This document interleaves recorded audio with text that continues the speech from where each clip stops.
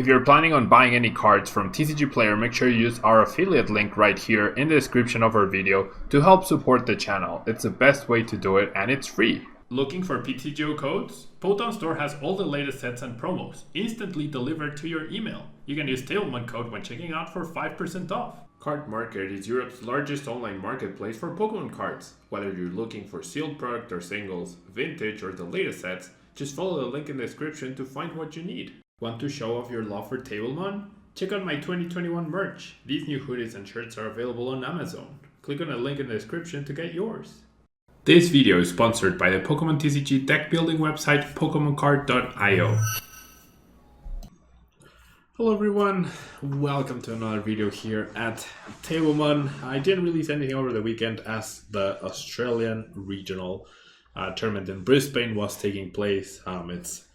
It feels incredible to me to be making this sort of video game where I get to cover the top 16 decks of a real life tournament. It feels like so long ago since I last did something like this. We'll see. I'll try to record gameplay as well of some of the more interesting decks for the week as we head into Salt Lake City, as I'm sure Brisbane regionals will have like a ripple effect on what we see and what players end up finalizing their lists on for Salt Lake City. So that's going to be super interesting to see.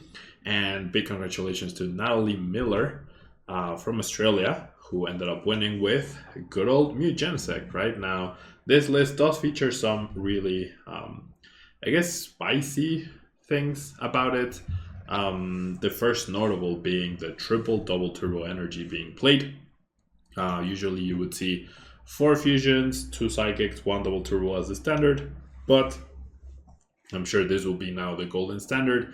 Of course, you have Max Miracle to get past Geraldine VMAX's ability. You're trying to 2-shot them anyways, gonna 1-shot it's impossible, so you can get past their ability through that. And you have good damage modifiers with the Choice Belt and the Power Tablets in order to increase your damage output and apply pressure to the Geraldine. But having the extra double turbo energies also lets you do more concise and straightforward boss orders plays, which is really good. So that even if you lose a new VMAX out of the blue, you get the double turbo energy to immediately start applying pressure the next turn, and you also get a good way to retreat Gensec V, which a lot of the times other decks could open up win conditions against Mew VMAX by using boss's orders on a Gensec, running you out of switching options, and then leaving a Gensec V at the top for you to deck yourself out. However, that now becomes much more difficult thanks to the triple double turbo energy included in the deck. And finally, we have only 2 stadiums, which is very surprising. Obviously, Path to a Peak is a very good counter to Mew VMAX decks, but I guess it wasn't that heavily played. As we take a look at the other top 16 decks, we'll see that barely any decks were playing 4 copies of Path to a Peak, or I don't think any of them were. So then you can be a little more greedy with the Rose Tower and only having 2 stadiums.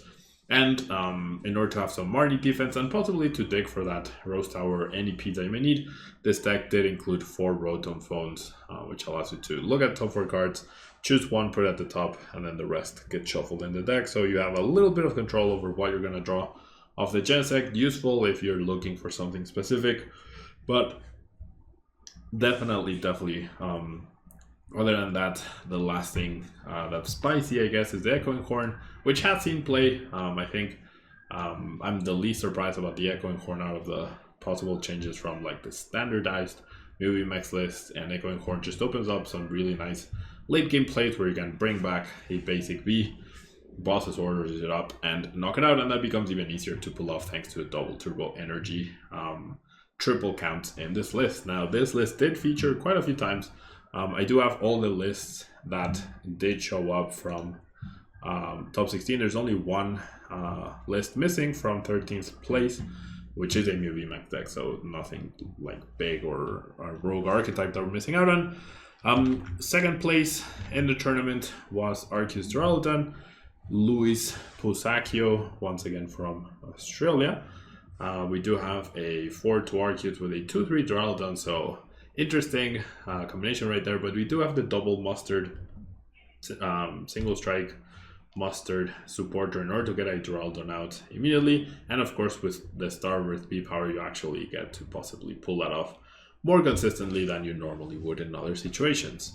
Outside of that, there's nothing new or special about this list other than the one copy of Evolution Incense and that second Mustard. This is 58 of the same 60 cards that won that full grips event, so nothing too surprising other than the less Pokegear, an extra Mustard, and a copy of Incense, which is an extra out to Duraldon, an extra out to Arceus, which is never ever a bad thing, right? Now, moving on to third place, Peter Lowe from Hong Kong was playing this dark Arceus list featuring Arceus V-Star, the Inteleon line with shady dealings. Big shout out to the guy that keeps commenting on my videos that Inteleon sucks. And the two, the regular Galarian Moltres and the V Galarian Moltres, both really good, powerful dark type attackers that obviously are meant to counter Mew VMAX or weakness, especially in the late game. And Arceus V-Star is just a very good and very solid Pokemon to have in play, Pokemon to lead with, and the V-Star ability helps combine really nicely with the Moltres in order to find all the pieces, such as the Clara, get back all the pieces, power up the Moltres in one turn, and you're good to go. Hoopa lets you apply early pressure. I like the double air balloon as this deck isn't playing Coco or a cast form, which can be targeted down. The double air balloon usually will mean that even if one gets removed, the other will stick around, and you have Scoop Up Net and Escape Rope for switching purposes. Outside of that, there's nothing else really in this list that's really outstanding or special. If you wanted to go a bit deeper in order to get like a stronger matchup against other VMAX decks, not just Mew, I do think that a copy of Sableye V, a second Raihan, and a second Hoopa would be the cards to add. I'm not sure what you would take out though, because the list is very tight. Possibly the Water Energy, but the Water Energy does open up some Inteleon attacks, which are very nice as well. So very cool deck, one of the most original decks from this top 16, and I look forward to see more of this. Now next up we have fourth place, Kaiwen Kababe. The same UV Max 60 card list as Natalie Miller, literally the same. So that Australian group of really powerful and strong players taking the tournament by storm with their, I guess you could say, perfected Mew VMAX list. This next one, fifth place, Cristobal Sierra, a little bit different, does have double turbo energy, but still features two basic psychic energy, no Rotom phones, and in its place we do have the extra stadiums. So technically you could take out the 4 Rotom phones from that other list, and you would add 2 more stadiums, 2 psychics, and then you would take out 1 double turbo energy and add 1 something that I'm not entirely sure what it is, but basically the same idea, same concept, and the bonus addition of the double turbo energy. Now next up we have Suicune Arceus with Inteleon. Very surprising, and actually this deck does have 4 Path to a Peak, so I was mistaken. Very surprising to see a Pumpkaboo, but I guess I like the Pumpkaboo because you could play a Pumpkaboo, counter Path to a Peak, utilize your Starbirth ability, and then still play a Path to a Peak afterwards, so you don't completely nullify that really great V-Star ability from Arceus. Combined with Inteleon, of course, for the support. Melanie based deck, which is sometimes questionable in a way because of the early game potential, but Suicune is a very good and very well-rounded attacker. I do prefer Suicune Ludicolo as opposed to this version of the deck, but obviously it did well and it's hard to argue with that. I like the tool variety with Choice Build, Cape of Toughness, and the Tool Jammer. I do think, and I do agree that Tool Denial isn't as big as it should be, so props to Anthony Smith from Australia for playing this really cool Suicune Arceus deck. Next up we have a straight quad Arceus V-Star, as you might have seen from my previous, from my last YouTube video that I posted. It's a very straightforward deck, just straight up beatdown with multiple Arceus V-Stars, trying to make them as longevous, as resilient as possible with the Sharon Scare and the Palpat to potentially recycle it, and You eliminate weakness, you do a lot of damage with your attacks, and you can potentially heal with Share and Scare, nullifying a turn for your opponent. And with the Big Charm, you have the same HP as new VMAX, so you're not exactly easy to knock out. This list was played by Mitch Nocky from Australia. Every player is actually from Australia at this point. Jordan Palmer, same, almost same 60, same 59 as Natalie Miller, except one less Rotom Phone for the third stadium. And I really like that change. It gives you a little bit more resilience against Path to a Peak decks, which might have been Jordan's demise. And then now we have the top 16 decks. Same deck basically, except one less Rotom Phone and one less Chromatic for the Peony and for a third stadium. So same 58 as a champion, but same old Mew as usual. And then finally we get a different archetype, being Ice Rider Arceus V-Star. With the 4 Arceus V, you're trying to get that going on turn 1, which is really great. You have the backup of Luminion along with the support of Shady Dealings in Tillion lineup. Interesting to see 3 Drizzle instead of 4. That is not something that you see commonly.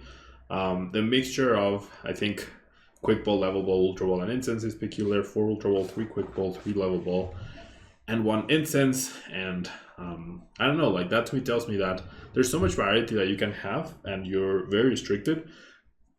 Like we're actually at a point where, especially in Tillion decks, I would even say there's not too many, but there's so many options, right? So many different combinations that you can use, from searching basics, an evolution Pokemon between Ultra Ball, Quick Ball, Level Ball, and the Incense, that it's hard to balance them, so it comes down a lot to personal preference, but I definitely don't think it's been something that's been optimized yet. And this deck does feature the Choice Build plus the Leon, so that the Ice Rider VMAX can actually one-shot a Big Charmed Arceus V-Star or a Mew VMAX right off the bat. Next up we have another Mew VMAX deck with the 4 Rotom Phone, the triple double turbo, so same 60 as the champion. Last list, Ice Rider was played by Dewey Lay, and Brent Tonison played this version of Mew VMAX. And then next up we have another new archetype in a Gengar. Single Strike Gengar, obviously a very powerful card.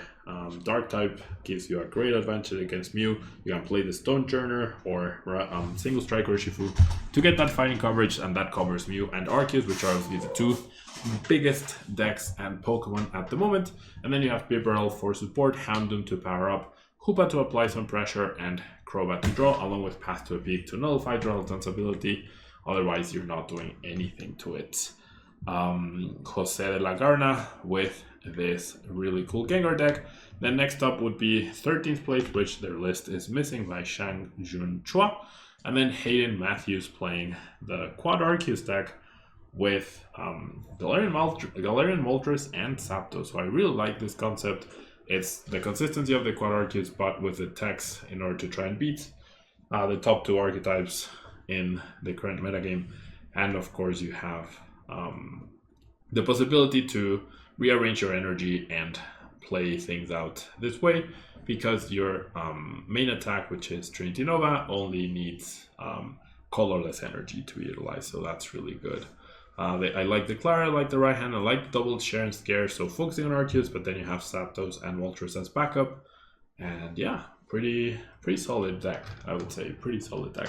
The one thing I don't like is a 1 copy of the stadium. I feel like at this point, you would want at least 2 or maybe even 3 copies. It would be interesting to talk to Hayden Matthews to figure out if he really missed more opportunities to counter Path to a Peak, because otherwise Galarian Zapdos V is not that useful when there's a Path to a Peak in play. Finally, we have this other Arceus box deck by Ryan Burt. Arceus V-Star combined with Galarian Moltres, Hoopa, Yveltal, Galarian Zapdos, Zamazenta, a Ditto, right? So you can get extra copy of any of the Pokemon that I just mentioned.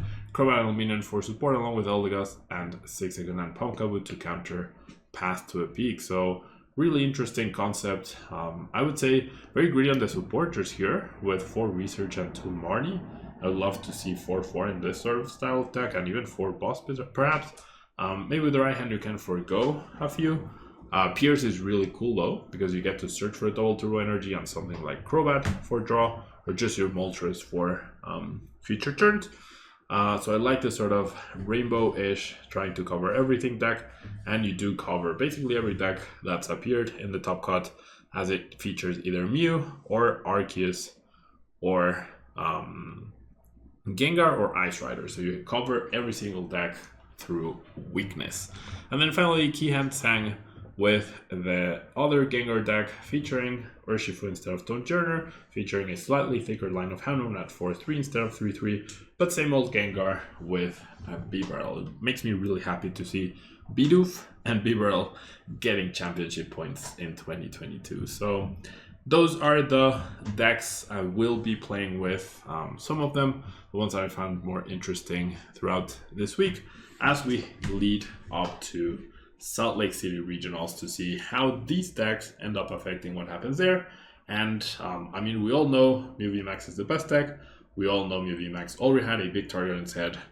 Does the fact that it took, I believe, 1, 2, 3, 4, half of the top cut spots from Brisbane regionals, how will that affect Salt Lake City? I guess we'll find out next week. Thanks so much for tuning in, and I'll catch you in the next video. Bye bye.